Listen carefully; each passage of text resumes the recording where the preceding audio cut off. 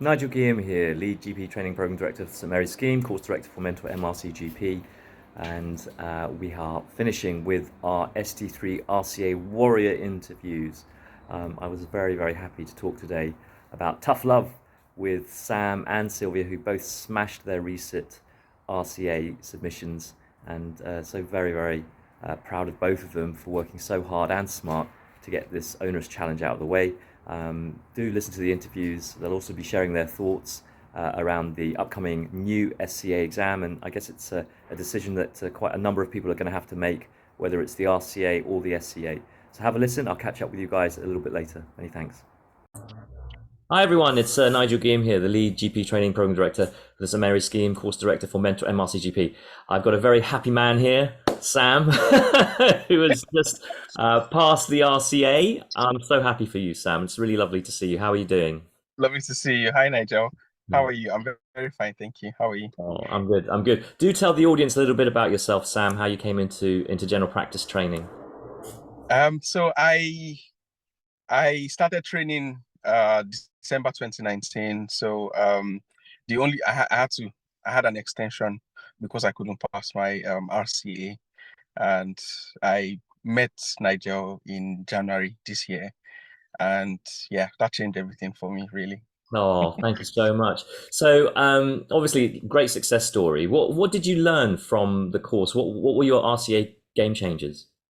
I think um, it was very important for me to meet you. Otherwise, I think I would have failed again, to be honest. Oh, There were I learned quite a lot of things. There were three things that I did differently this time around. The first one was looking at my case selection. yeah, One of the things you taught us was you have to pick the right cases. So having picked the right cases this time around, we're looking, things that you taught us about, what makes the case complicated. yeah, So um, the patient has an agenda, but what's the right thing for the patient, and then how to bring all of that in. So that was really key. mm, We're also looking at things like, what's the dilemma in the yeah, case. yeah, And that gives it a lot of complexity. So I think this time around I sort of went into recording knowing exactly what I was looking for, and I yeah, think that made a lot of difference. The other thing I think made a lot of difference was my structure. mm, My previous RCA, I really struggled with my structure. My cases were all over the place, which sort of affected my time management yeah, as well. yeah. So it was such that we had 12 minutes, but I wasn't starting my clinical management until around 10 or 11 minutes. So I was scoring very, very low. But this time around, my structure was great.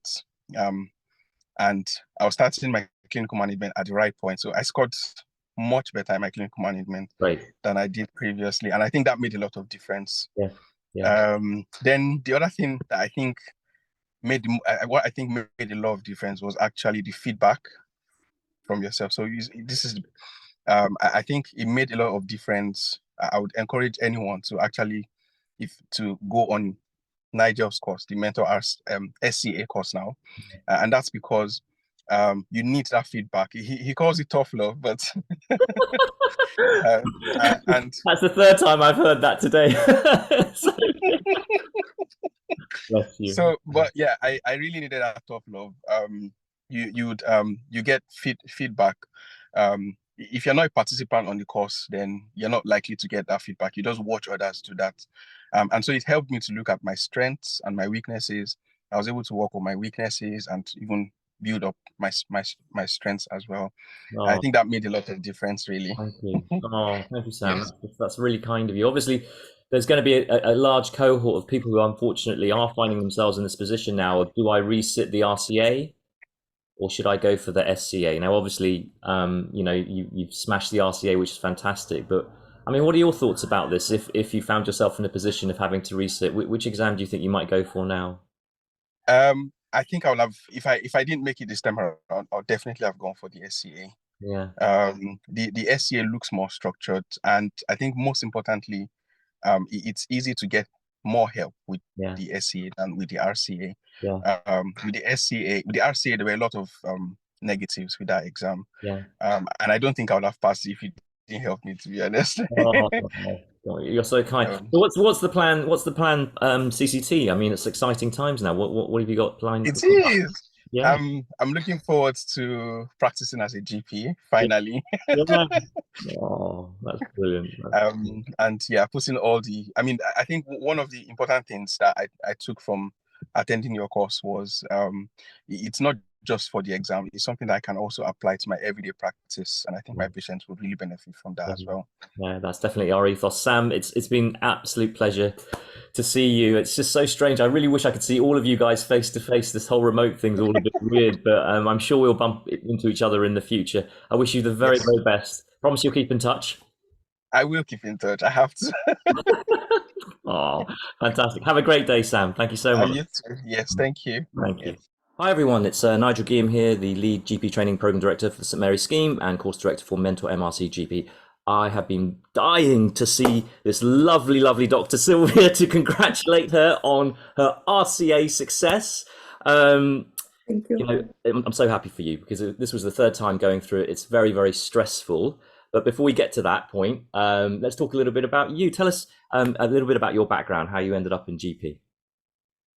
Right. Thank you so much. Thank you. Thank you for allowing me to take part in this. Oh, no. So, don't be daft. It's lovely to see you. Lovely to see you. I am a fully trained. I'm Romanian. I'm a fully trained GP. I came fully trained. Now I'm a fully trained GP too. Now you are a fully trained GP. You can definitely say that now. Yeah. I am a fully trained surgeon, and I worked as a specialty doctor in surgery for many years, in quite senior position, decision-making position. So retraining as a GP was due to health on one side, and on the other side, on my need a bit more time for my family, really, which made me want to make this career change. Sure. So I embarked in this thinking I'm senior, I know I'm able to make decisions, it will be a sail-through. And it was a sail-through, never failed an exam in my entire life. AKT I sailed through, it was knowledge, it was a paper, I've done it. But then it came the RCA, and I failed for the first time in my life. It was heartbreaking. Then I thought, well, maybe I have not worked enough. I recorded over 500 cases for my second RCA, pretty much recording everything, being like in front of examiner every single time, being told, you know, by my supervisor and everything, it is going to be fine, you are going to pass. And here it comes, the second fail. I literally didn't know how to pick myself up, didn't know where I'm going from there, because I read all the information that was there on the 14 fish, on the twice I've done my SOX training, I've done everything. The feedback was how good I am, but good as I was failing the exam, and I didn't have a plan. I did not know where to go. It was, and what next? What am I doing now? And this is where I actually heard about your tough love. And telling people things. Quite renowned, isn't it, this tough love? Yes, but I guess I needed somebody to tell me exactly what I'm doing wrong, not what I'm doing right. Because what I'm doing right, I pretty much know, and probably I'm going to continue on doing it right. I need somebody to literally tell me what I'm doing not right, and tell me how, but more importantly, give me so it was, I'm failing because I'm not consulting as a GP. Thank you very much. But what does it mean, consulting as a GP? How do I do it? Because it's very easy when you are hospital-based doctor to drift on focusing on symptoms and focusing on diagnosis. And because it's so there were many points I've learned from you. So what were your main, I mean, you obviously came on the course some time ago. So what were the main game changers between your second submission and then coming to see me? What did you do differently? Between my second submission and after seeing you? Yes. So you came to see me obviously after the second failure, and then you came on the course. What changed after the course? What did you do differently before your third submission? So I think one of the main things that it's funnily enough, even my educational supervisor recognized that you finally sound as a GP. is this consulting as a GP in being patient focused, patient story, patient's narrative, not chasing a symptom, because it's so easy to chase the symptoms. I'm feeling short of breath lately, and I'm going to the shortness of breath. Actually, she was worried that her husband died of lung cancer, and worried she lives in the same environment. Does she have lung cancer? Yeah. So this is just a very brief example of what I used to do, and you know, it's structuring your consultation a bit differently, following the narrative, following the patient, following the story. Yeah. That was a big game changer, and I think this is when I started consulting as a GP, really. Yeah, yeah. So opening up the ice early, understanding where their anxiety, their health agenda might be, so that we can actually make it more patient, as you say, focus, make it much more patient-centered, and follow that story, manage that situation, as opposed to just that symptom. Are there any other sorts of game changers that you took away? Many. Another very important thing was, so being a doctor in a position that used to make decision, I was not sharing enough. Okay. And so in my the feedback after my first failure was not shared enough management. And then I went to the position, so maybe I am too, you know, and you move from this towards the second attempt. I was pretty much by the fear of not letting the patient speak enough, not sharing enough. I ended up having the patient driving the consultation. Right. And what I learned from you is how to take the control back. Yeah. The control of me being in the driving seat, as you were saying it, while I'm giving patient enough time to speak, and I'm not just following the patient agenda. Yeah. That's so true, isn't it? Because actually, it's all good and well to open up the agenda, but if you're driven by the patient's agenda, and actually it's an agenda that isn't necessarily realistic, then the patient drives the whole consultation and becomes patient-driven rather than patient-centered. So that's such an important point. It is an exam. You do have to be in the driver's seat, but the patient, your passenger, needs to be with you all the time, so you can agree on where that journey finishes. And your RCA journey has now finished. Thank gosh. I am Thank God. I am so happy for you, because the amount of stress, obviously, that people go through, and I suppose just finally, obviously there'll be a lot of quite disheartened ST3s who are thinking to themselves at this point, do I really go through all of this again for September, or do I now look at the SCA? What are your thoughts about this? You know, RCA, SCA, if it had to be taken again?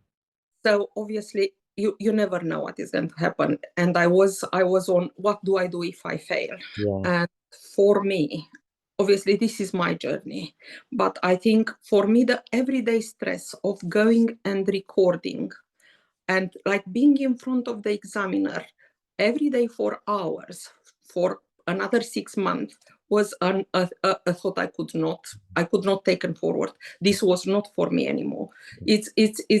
I feel it's more productive to study, to learn skills, and to know, to prepare for an exam that it's a day, to learn consultation skills, to learn. It's even more useful, right? I'm going to polish all my knowledge, isn't it? It's to read all those guidelines again, to learn how to explain every disease if possible, but to go for one day exam, then recording, it was hard thinking. Yes. Yeah. I mean, it is, isn't it? I mean, the paradox is you entered general practice training to have more time with your family, and the RCA took that away, didn't it? In a sense. Yeah. Everybody's life was on hold because of my exam.